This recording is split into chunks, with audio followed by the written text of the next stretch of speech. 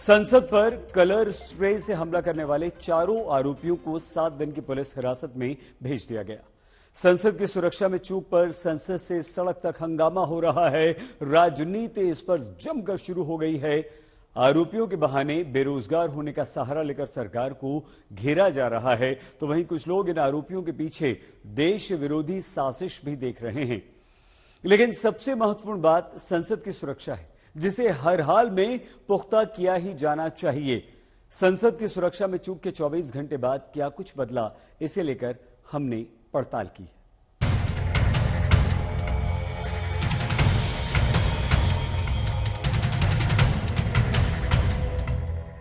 संसद भवन के एकदम बाहर ट्रांसपोर्ट भवन पार, वो जगह जहां पर देश ने नारेबाजी करते हुए नीलम आजाद और अमोल शिंदे नाम के 2 आरोपियों को पुलिस के हत्थे चढ़ते हुए देखा।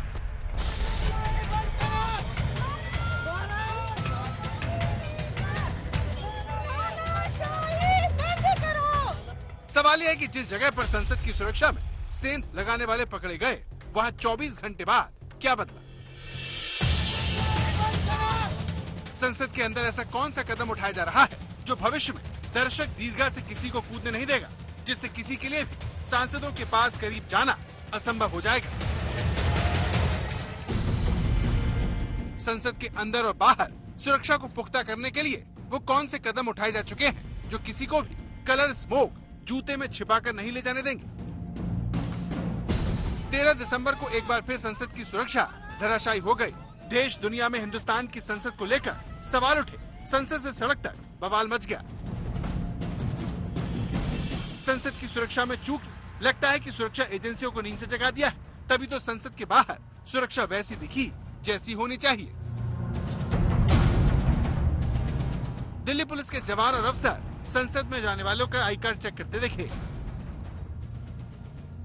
पुलिस वालों ने लोगों के बैग के अंदर झांकने से भी गुरेज नहीं किया। संसद के चारों तरफ यही तस्वीर देखने को मिली।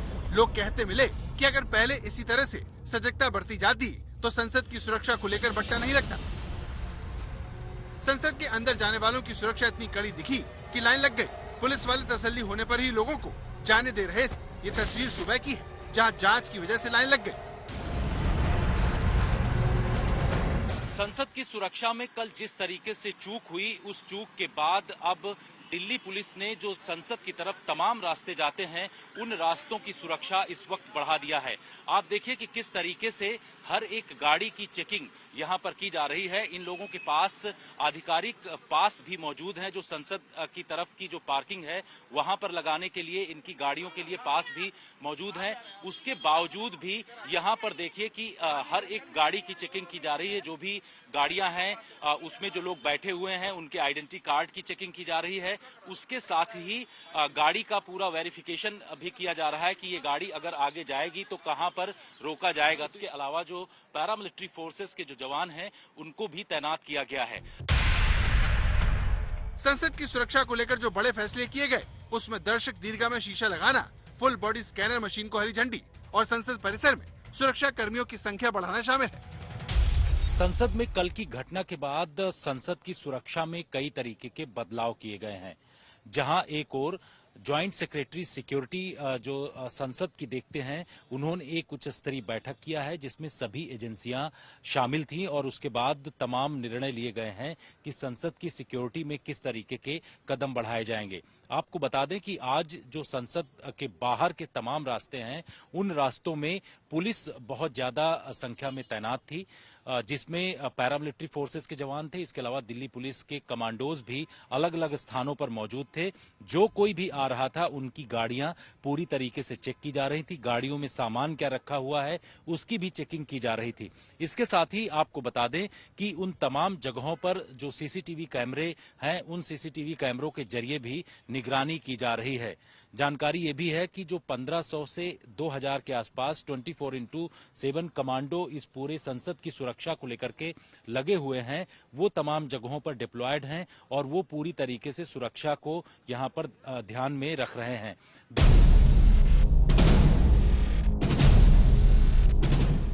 आमतौर पर एयरपोर्ट पर बॉडी स्कैनर लगे होते हैं, जहां पर सामान से लेकर यात्री को इस जांच से गुजरना पड़ता है। इससे तसल्ली हो जाती है कि कोई कपड़ों के नीचे कुछ छिपा कर तो नहीं ले जा रहा।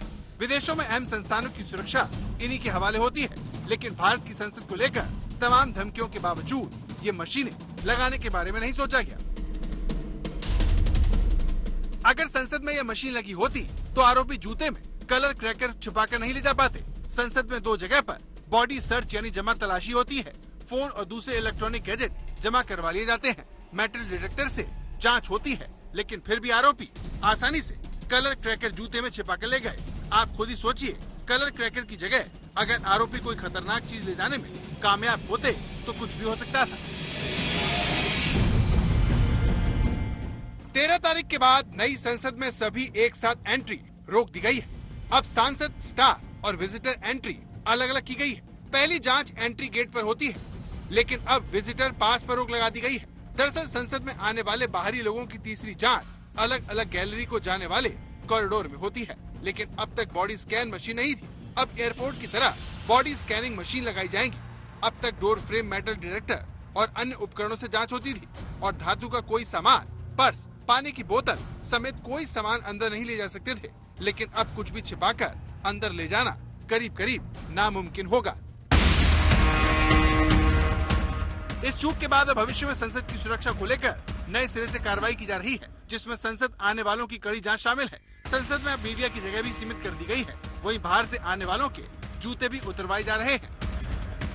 कल की घटना के बाद संसद भवन में सुरक्षा को लेकर के और ज्यादा कड़े प्रबंध कर दिए गए हैं। आप देख सकते हैं कि मीडिया को एक स्टैंड पे यहाँ खड़ा कर दिया गया है। पहले मीडिया की मूवमेंट हुआ करती थी, लेकिन अब कोई भी नेता या किसी को बात करनी होगी मीडिया से तो उसको यहाँ स्टैंड पे आना पड़ेगा। पहले मीडिया चला जाता था मकर द्वार पे, जहाँ से सांसद और मंत्री निकला करते थे, मीडिया की मूवमेंट वहाँ हुआ करती थी, लेकिन अब मीडिया को वहाँ खड़े नहीं होने दिया जाएगा। और जो पहले यहाँ पे सांसदों के पीए या बाकी लोग यहाँ खड़े रहते थे, उनको भी किसी को भी अनुमति नहीं होगी यहाँ खड़े होने की। देख सकते हैं चारों तरफ सुरक्षा के लोग फैले हुए हैं, चाहे वो पार्लियामेंट स्टाफ है या सीआरपीएफ के लोग हैं या दिल्ली पुलिस के लोग हैं। यहाँ पर चारों तरफ सुरक्षा के लोग ही दिखाई दे रहे हैं और तमाम जगह ये रुकावटें, बैरिकेडिंग कर दी गई है। कोई भी ऐसी मूवमेंट नहीं हो सकती। इतना ही नहीं, जो पार्लियामेंट के भीतर आएगा रिसेप्शन से, अगर किसी ने टोपी पहनी हुई तो टोपी उतरवा के चेक की जा रही है, जूते पहने हैं तो जूते निकलवा करके चेक किए जा रहे हैं। यानी कि सुरक्षा को लेकर के और ज्यादा मुस्तैद पार्लियामेंट के भीतर सुरक्षा को कर दिया गया है। देखिए, सांप निकल गया, अब लकीर पीटते रहे, उससे कोई फायदा नहीं। 2001 की घटना के बाद जो इम्प्रूवमेंट सिक्योरिटी में होने चाहिए थे, जिस तरह हम कानून में, एक्ट में अमेंडमेंट करते हैं, कानून बदलाव करते हैं, इस तरह सिक्योरिटी में भी तुरंत यूके के तर्ज पे, यूएस के तर्ज पे, यूरोप के तर्ज पे, इजराइल के तर्ज पे, रशिया की तर्ज पे और उनसे भी और बेहतर इम्प्रूवमेंट करके ये बदलाव होने चाहिए थे। कल की जो घटना घटी है ये बिल्कुल नहीं घटनी चाहिए। सब इसका तो जो आज सुरक्षा कड़ी कर इसका तो हम स्वागत करते हैं, लेकिन इसका कोई फायदा नहीं है। जो संसार में एक मैसेज देना था जिन लोगों को, उन्होंने एक मैसेज दे दिया। सुरक्षा में मुस्तैदी हर जगह दिख रही है। ये संसद भवन के बाहर की तस्वीर है। 13 तारीख की चूक के बाद 24 घंटे बाद संसद के बाहर की तस्वीर बदली हुई दिखी। जिस ट्रांसपोर्ट भवन पार्क में नीलम अनमोल ने सुरक्षा भेदी, वहाँ पर 24 घंटे बाद बैरिकेड लग गए। हर गाड़ी की चेकिंग होती दिखी। अगर ये सब कुछ पहले हो गया होता तो देश की सुरक्षा एजेंसियों को शर्मिंदगी न उठानी पड़ती। अब ये तस्वीर देखिए जो संसद भवन के बाहर सुरक्षा में हुए दूसरे बदलाव को दिखाती है। 13 तारीख को यहाँ पर स्टिकर लगी गाड़ियाँ खड़ी हो सकती थी, लेकिन संसद में चूक के बाद ऐसा करने पर पाबंदी लगा दी गई। जो कमेटी है जो बनाई गई है यहाँ पर जांच करने के लिए केंद्रीय गृह मंत्रालय की तरफ से, उसमें सीआरपीएफ के डीजी ने पूरे इलाके का जायजा लिया है। कल रात में ही आकर के उन्होंने एक बार देखा और आज ये बताया जा रहा है कि जो सिक्योरिटी एक्सपर्ट्स और जो टीम मेंबर्स हैं उनके साथ आकर के उन्होंने यहाँ पर पूरी तरीके से छानबीन की है और अब आगे किस तरीके से सुरक्षा के और कड़े कदम संसद के आसपास के इलाके में बढ़ाया जाएगा, उसकी रिकमेंडेशन रिपोर्ट उनकी तरफ से दिया जाएगा। संसद के अंदर जो लोग जा रहे हैं उनकी पूरी निगरानी की जा रही है और निगरानी करके वो तमाम चीजों को देखा जा रहा है कि जिससे कि किसी भी तरीके की संसद की सुरक्षा में चूक न हो।